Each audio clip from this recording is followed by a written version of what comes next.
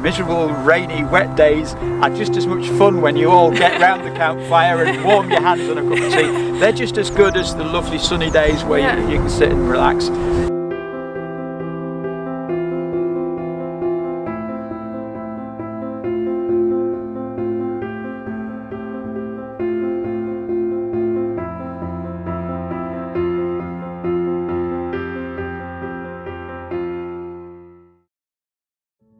I had lots of crap stuff going on, but also the depression was really kicking in, and I just reached a day where I woke up in the morning and just couldn't get out of bed. I just couldn't function. I didn't eat, I lost a lot of weight, and eventually I went to the doctors and just sort of collapsed in a heap, tears in the surgery, and he said, I think you may have depression. Saying that and addressing it was great, and I felt a lot better having said, okay, we need to do something about this. That's a really positive step. But then it's a long process of getting yourself back into some sort of functioning, viable human being sort of thing.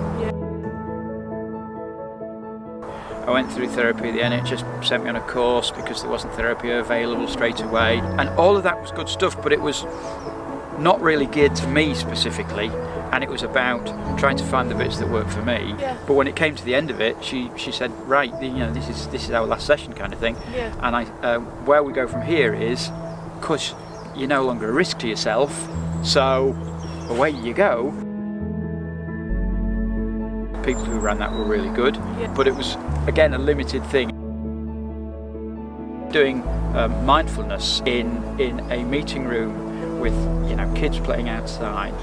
When we came out and tried that in the woods, where there was just the wind in the trees, this makes much more sense. I can actually see myself doing this, and I can feel the benefit of this, like, as we speak. And I worked the Kelly kettle, which I'd never used before, which I'd always wanted to have a go at, and we lit fires and baked cakes and just sat around it.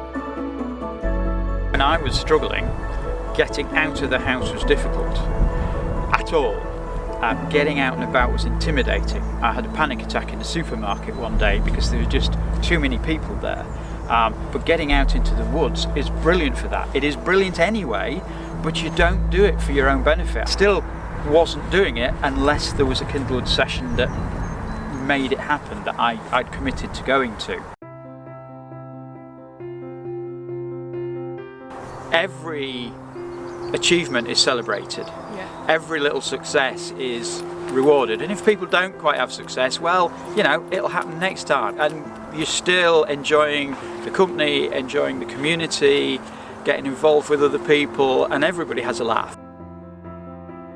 Went away and did my chainsaw certificate, despite the fact I'd just got over the flu and I wasn't feeling very well, and it was in the middle of the summer and I had all the safety gear on in 90-degree heat, but I went for a week. I went and stayed away, worked with complete strangers, and did that certificate and achieved it and got my qualification, which was really useful because I can now use that, and feeling comfortable enough to learn a new skill and being competent and make a fool of myself and try and learn those things would have just been absolutely terrifying. I can deal with that. I've got a mechanism in place now to deal with that and get through it. And that's down to working with Kindlewoods and working with your process of, if it doesn't quite go right first time, that's not a failure. It's still something that you're learning from, it's still something that you can go forward from. That's the difficult thing, is your self-image is so low and so poor when you're struggling that anything you can do that enhances your view of your capabilities or your skills or your ability to communicate or your relationships with other people, that's all great stuff to build on, and that's fundamental to what Kindlewoods does.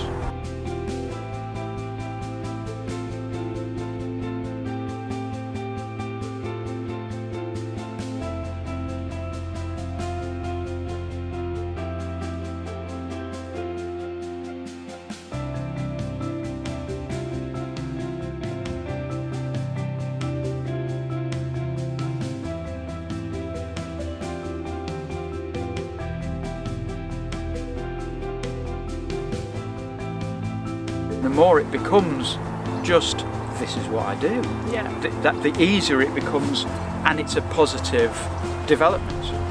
Absolutely. Proud of you, Rob. It's so good. It's so amazing.